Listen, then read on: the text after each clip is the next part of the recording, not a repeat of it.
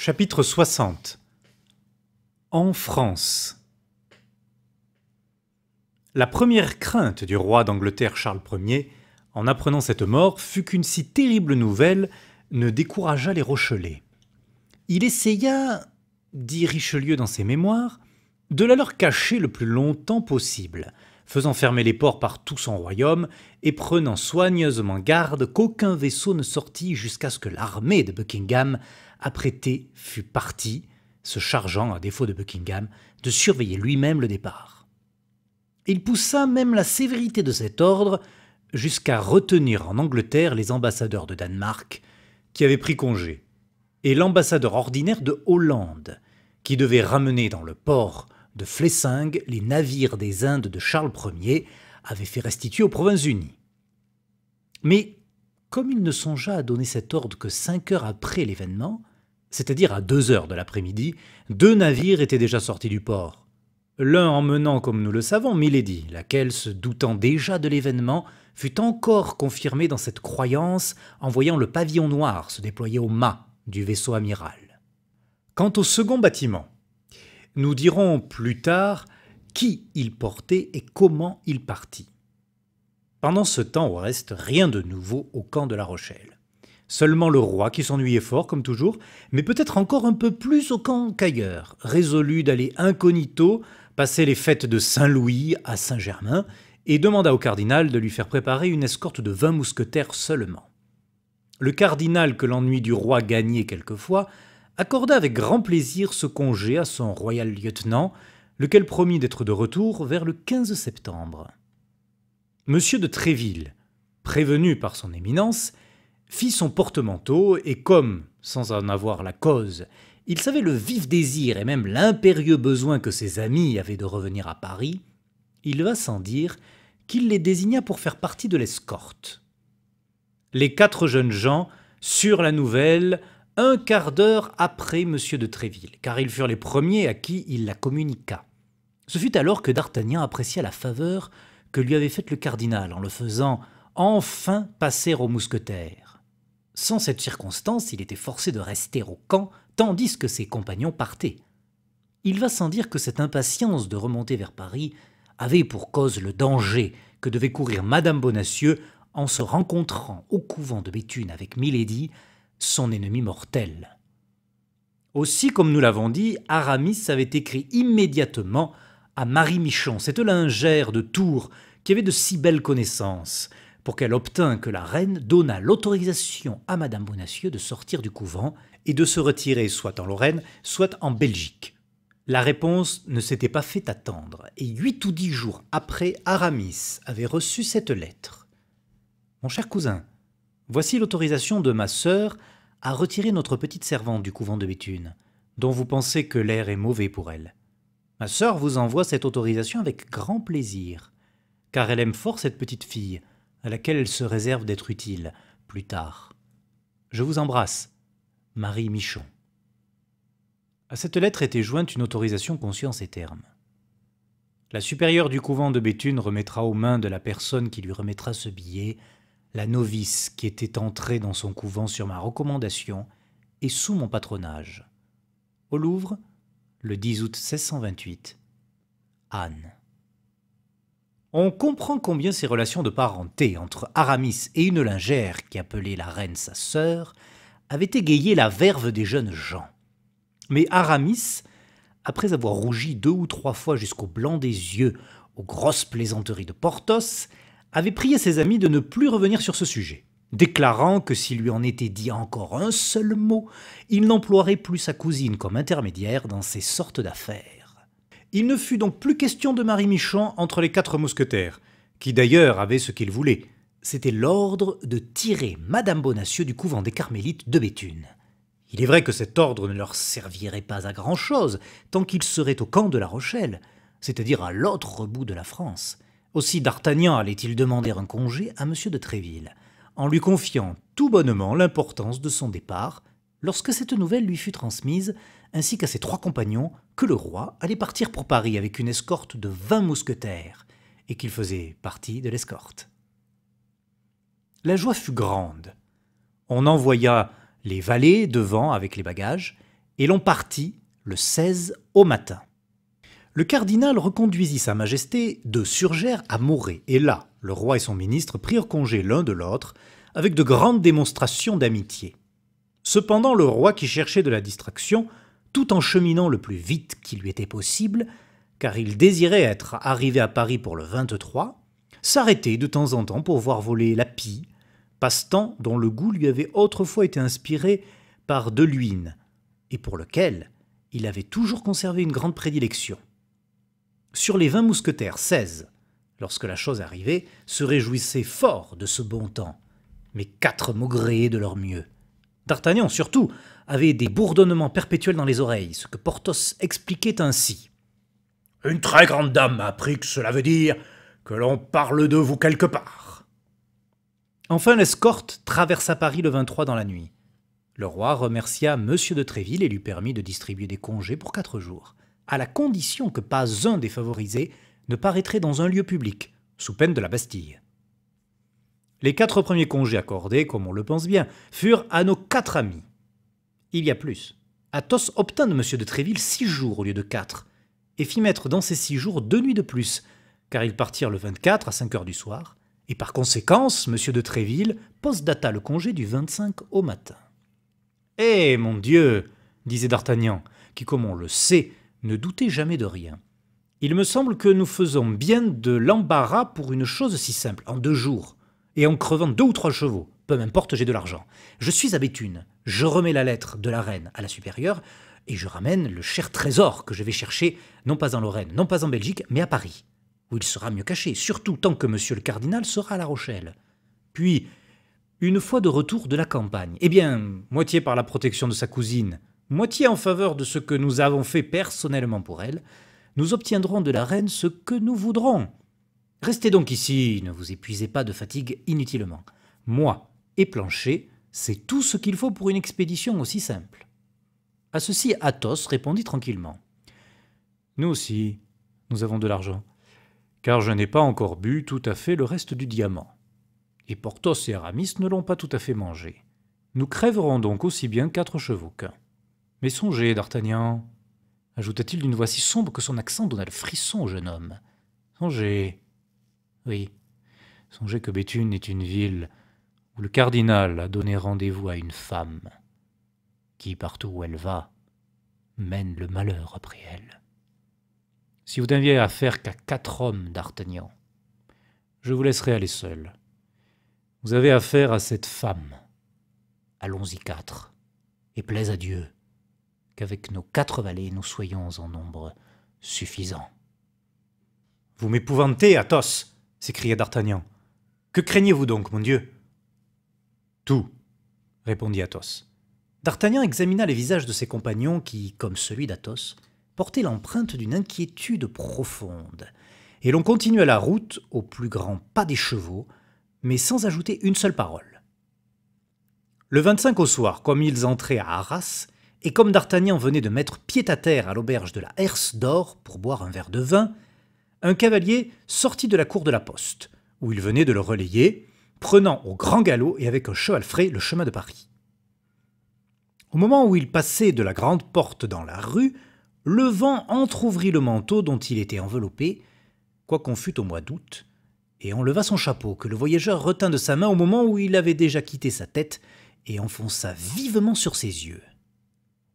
D'Artagnan, qui avait les yeux fixés sur cet homme, devint fort pâle et laissa tomber son verre. « Qu'avez-vous, monsieur ?» dit Planchet. « Oh là, accourez, messieurs, voilà mon maître qui se trouve mal !» Les 3 amis accoururent et trouvèrent D'Artagnan qui, au lieu de se trouver mal, courait à son cheval. Ils l'arrêtèrent sur le seuil de la porte. « Eh bien, où diable vas-tu donc ainsi ?» lui cria Athos. « C'est lui !» s'écria D'Artagnan, pâle de colère et la sueur sur le front. « C'est lui ! Laissez-moi le rejoindre !»« Mais qui, lui ?» demanda Athos. « Lui, cet homme !»« Mais quel homme ? Cet homme maudit, mon mauvais génie que j'ai toujours vu lorsque j'étais menacé de quelque malheur, celui qui accompagnait l'horrible femme lorsque je la rencontrai pour la première fois, celui que je cherchais quand j'ai provoqué notre ami Athos, celui que j'ai vu le matin même du jour où Madame Bonacieux a été enlevée. Je l'ai vu, c'est lui. Je l'ai reconnu quand le vent a entrouvert son manteau. Diable, dit Athos rêveur. En selle, messieurs, en selle. Poursuivons-le et nous le rattraperons. Mon cher, dit Aramis, songez qu'il va du côté opposé à celui où nous allons, nous. Qu'il a un cheval frais, et nous des chevaux fatigués. Que par conséquent, nous crèverons nos chevaux sans même avoir la chance de le rejoindre. Laissons l'homme, d'Artagnan, sauvons la femme. Hé, monsieur s'écria un garçon d'écurie courant après l'inconnu. Hé, monsieur, voilà un papier qui s'est échappé de votre chapeau. Hé, monsieur. Mais oui. Mon ami, dit d'Artagnan, une demi-pistole pour ce papier. Ma foi, monsieur, avec grand plaisir, le voici. Le garçon d'écurie, enchanté de la bonne journée qu'il avait faite, rentra dans la cour de l'hôtel. D'Artagnan déplia le papier. « Eh bien ?» demandèrent ses amis en l'entourant.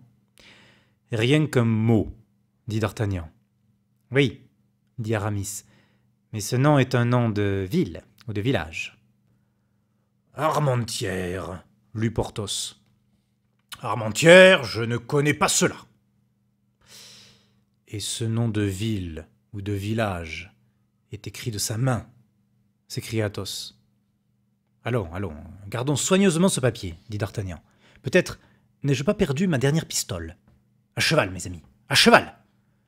Et les 4 compagnons s'élancèrent au galop sur la route de Béthune.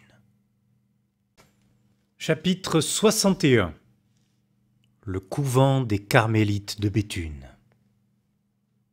Les grands criminels portent avec eux une espèce de prédestination qui leur fait surmonter tous les obstacles, qui les fait échapper à tous les dangers, jusqu'au moment que la Providence, lassée, a marqué pour l'écueil de leur fortune impie. Il en était ainsi de Milady. Elle passa au travers des croiseurs des 2 nations et arriva à Boulogne sans aucun accident. En débarquant à Portsmouth, Milady était une Anglaise que les persécutions de la France chassaient de La Rochelle. Débarquée à Boulogne, après 2 jours de traversée, elle se fit passer pour une Française que les Anglais inquiétaient à Portsmouth, dans la haine qu'ils avaient conçue contre la France. Milady avait d'ailleurs le plus efficace des passeports, sa beauté, sa grande mine et la générosité avec laquelle elle répandait les pistoles. Affranchie des formalités d'usage par le sourire affable et les manières galantes d'un vieux gouverneur du port qui lui baisa la main, elle ne resta à Boulogne que le temps de mettre à la poste une lettre ainsi conçue. À son éminence, monsieur le cardinal de Richelieu, en son camp devant La Rochelle. Monseigneur, que votre éminence se rassure, sa grâce, le duc de Buckingham, ne partira point pour la France. Boulogne, 25 au soir. Milady de PS. Selon les désirs de votre éminence, je me rends au couvent des Carmélites de Béthune, où j'attendrai ses ordres. Effectivement, le même soir, Milady se mit en route. La nuit la prit. Elle s'arrêta et coucha dans une auberge, puis le lendemain, à 5 heures du matin, elle partit, et 3 heures après, elle entra à Béthune. Elle se fit indiquer le couvent des Carmélites et y entra aussitôt. La supérieure vient au-devant elle, Milady lui montra l'ordre du cardinal, l'abbesse lui fit donner une chambre et servir à déjeuner. Tout le passé s'était déjà effacé aux yeux de cette femme, et le regard fixé sur l'avenir, elle ne voyait que la haute fortune que lui réservait le cardinal, qu'elle avait si heureusement servi sans que son nom fût mêlé en rien à toute cette sanglante affaire. Les passions toujours nouvelles qui la consumaient donnaient à sa vie l'apparence de ces nuages qui volent dans le ciel, reflétant tantôt l'azur, tantôt le feu, tantôt le noir opaque de la tempête, et qui ne laissent d'autres traces sur la terre que la dévastation et la mort. Après le déjeuner, l'abbesse vint lui faire sa visite. Il y a peu de distraction au cloître, et la bonne supérieure avait hâte de faire connaissance avec sa nouvelle pensionnaire. Milady voulait plaire à l'abbesse. Or c'était chose facile à cette femme si réellement supérieure. Elle essaya d'être aimable, elle fut charmante, et séduisit la bonne supérieure par sa conversation si variée et par les grâces répandues de toute sa personne. L'abbesse, qui était une fille de noblesse, aimait surtout les histoires de cour, qui parviennent si rarement jusqu'aux extrémités du royaume, et qui surtout ont tant de peine à franchir les murs des couvents, au seuil desquels viennent expirer les bruits du monde. Milady, au contraire, était fort au courant de toutes les intrigues aristocratiques, au milieu desquelles, depuis 5 ou 6 ans, elle avait constamment vécu. Elle se mit donc à entretenir la bonne abbesse des pratiques mondaines de la cour de France, mêlée aux dévotions outrées du roi.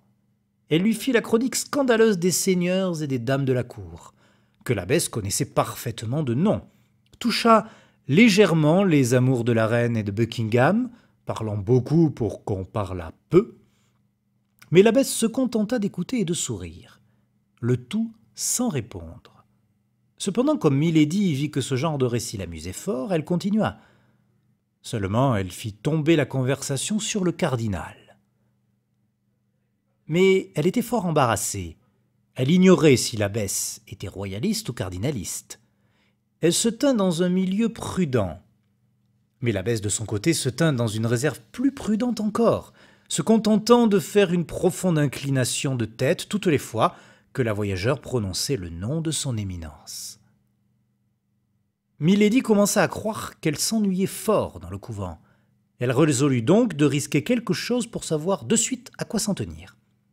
Voulant voir jusqu'où irait la discrétion de cette bonne abbesse, elle se mit à dire un mal très dissimulé d'abord, puis très circonstancié du cardinal, racontant les amours du ministre avec Madame d'Aiguillon, avec Marion de Lorme et avec quelques autres femmes galantes. L'abbesse écouta plus attentivement, s'anima peu à peu et sourit. « Bon, dit Milady, elle prend goût à mon discours. Si elle est cardinaliste, elle n'y met pas de fanatisme au moins. » Alors elle passa aux persécutions exercées par le cardinal sur ses ennemis. L'abbesse se contenta de se signer, sans approuver ni désapprouver. Cela confirma Milady dans son opinion, que la religieuse était plutôt royaliste que cardinaliste. Milady continua, renchérissant de plus en plus.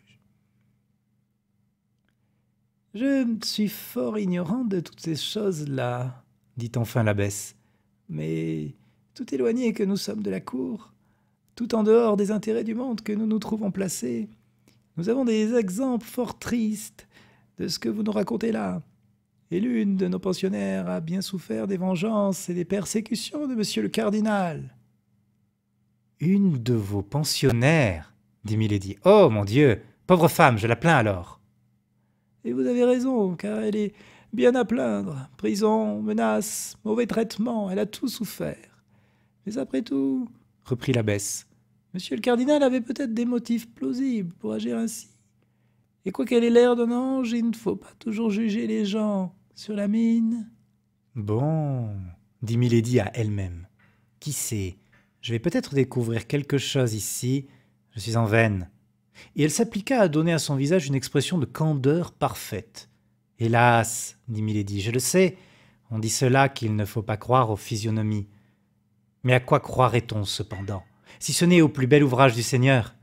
Quant à moi, je serais trompé toute ma vie peut-être, mais je me fierai toujours à une personne dont le visage m'inspirera de la sympathie. »« Vous seriez donc tenté de le croire, dit l'abbesse, que cette jeune femme est innocente. »« Monsieur le cardinal ne poursuit pas que les crimes, dit-elle. Il y a certaines vertus qu'il poursuit plus sévèrement que certains forfaits. »« Permettez-moi, madame, de vous exprimer ma surprise, dit l'abbesse. »« Et sur quoi ?» demanda Milady avec naïveté. « Mais sur le langage que vous tenez. »« Que trouvez-vous d'étonnant à ce langage ?» demanda en souriant Milady.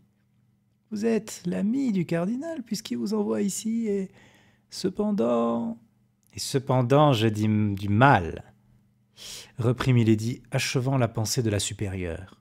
Au moins, n'en dites-vous pas du bien. »« C'est que je ne suis pas son amie, dit-elle en soupirant, mais sa victime. »« Mais cependant cette lettre par laquelle il vous recommande à moi... » »« Est un ordre à moi de me tenir dans une espèce de prison dont il me fera tirer par quelques-uns de ses satellites. »« Mais pourquoi n'avez-vous pas fui ? » ?»« Où irais-je ?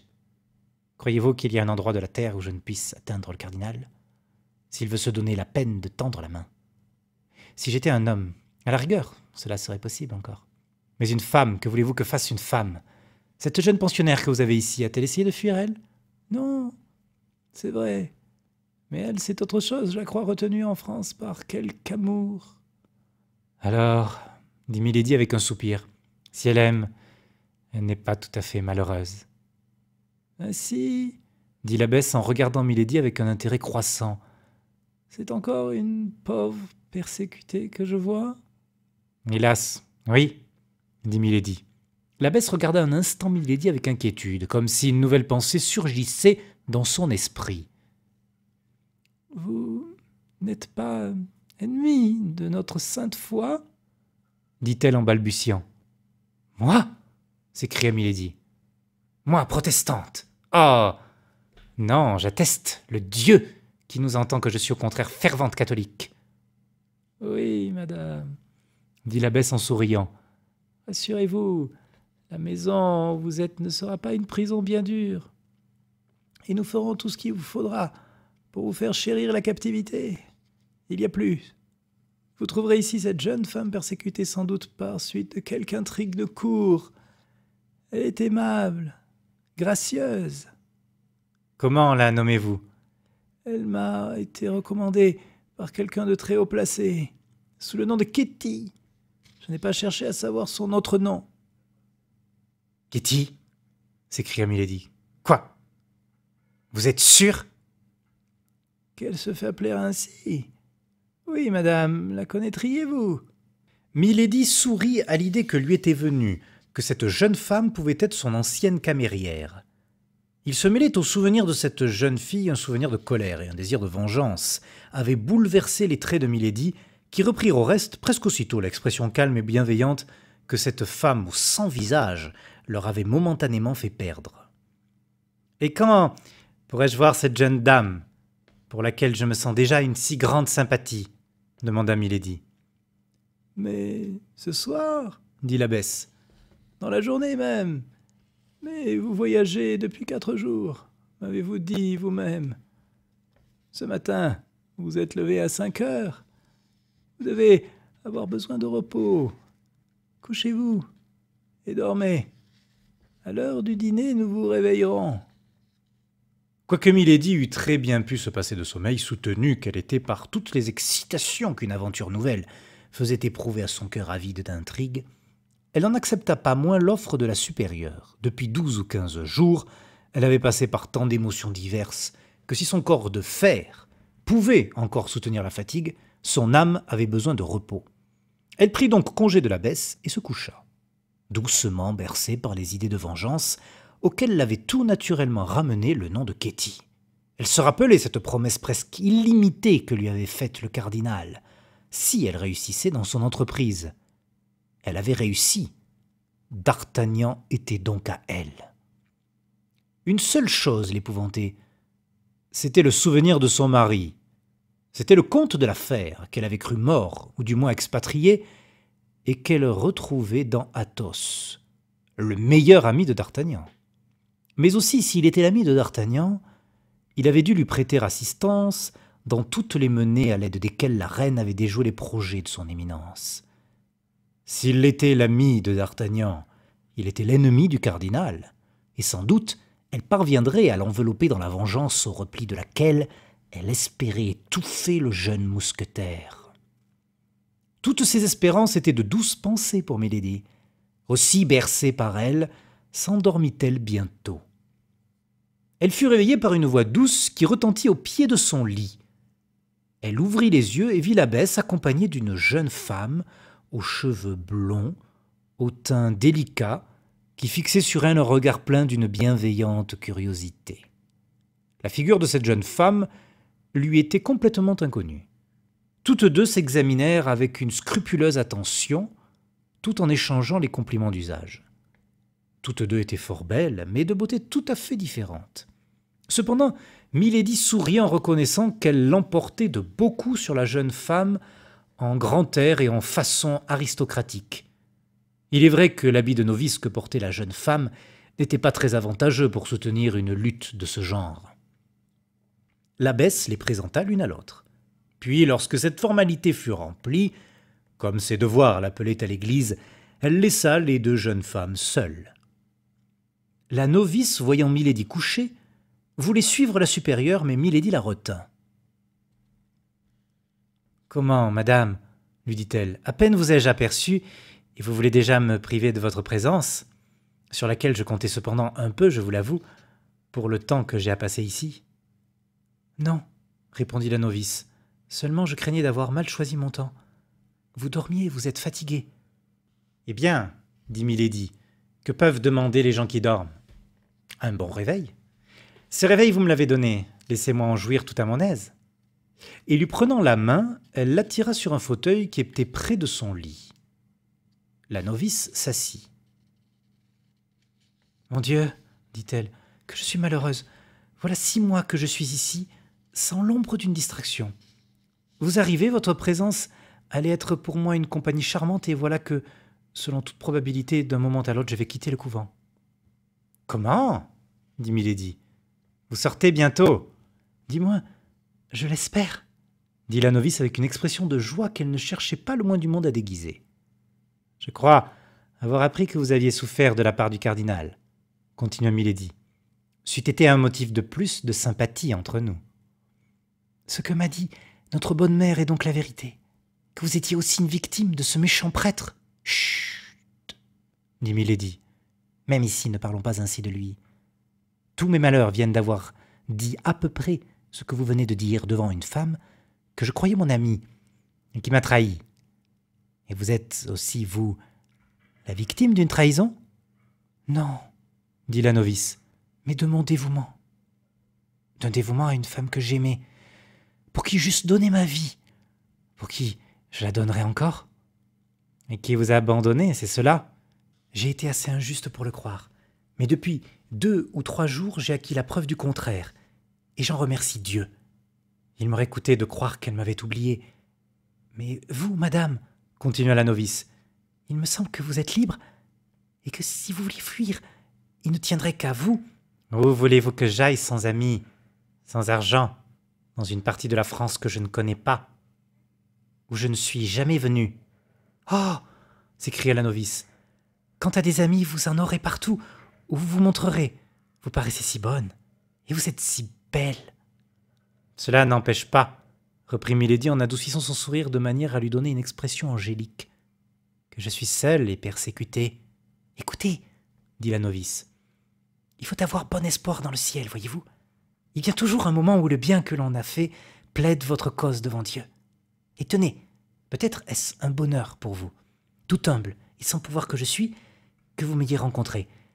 Car si je sors d'ici, eh bien, j'aurai quelques amis puissants qui, après s'être mis en campagne pour moi, pourront aussi se mettre en campagne pour vous. Oh, quand j'ai dit que j'étais seule, dit Milady, espérant faire parler la novice en parlant d'elle-même. Ce n'est pas faute d'avoir aussi quelques connaissances haut placées. Mais ces connaissances tremblent elles-mêmes devant le cardinal.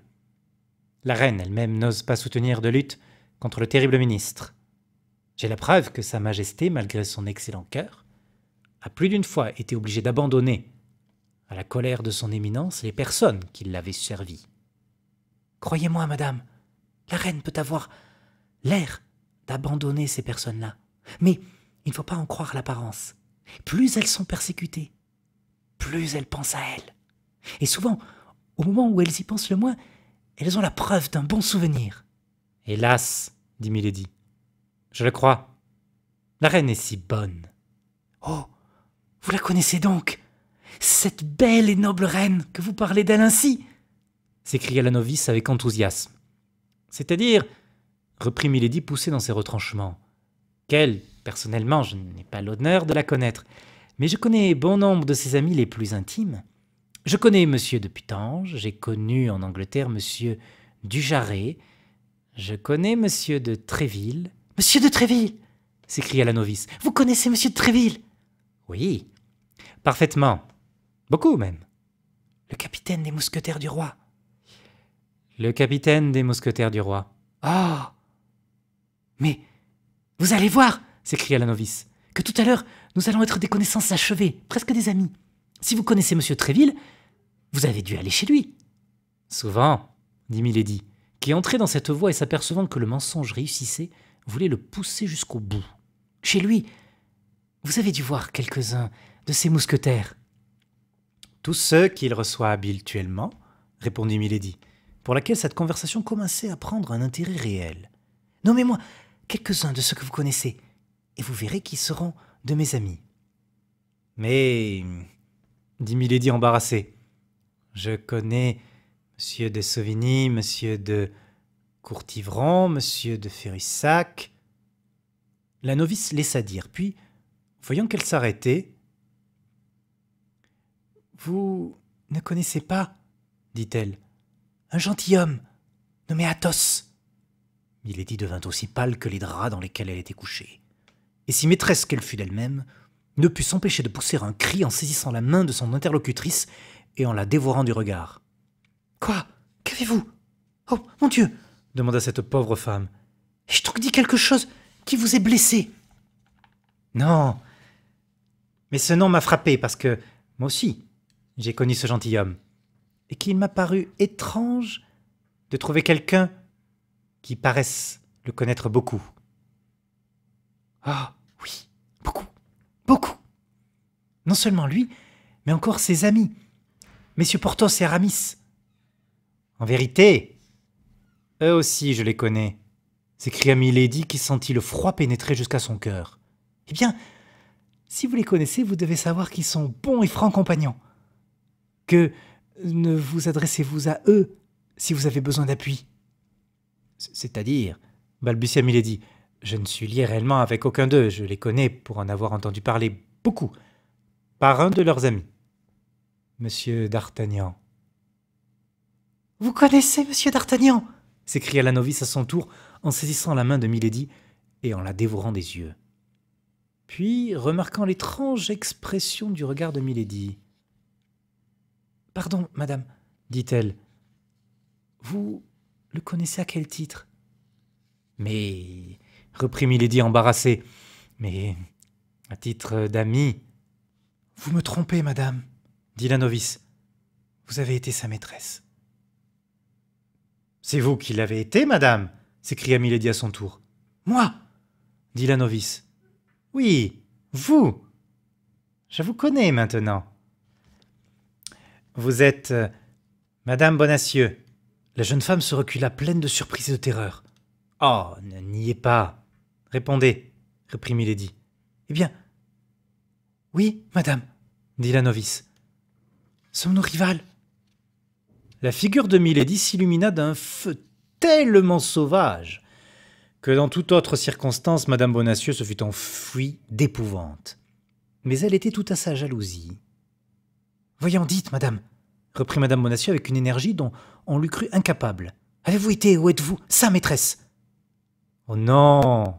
s'écria Milady avec un accent qui n'admettait pas le doute sur sa vérité. « Jamais!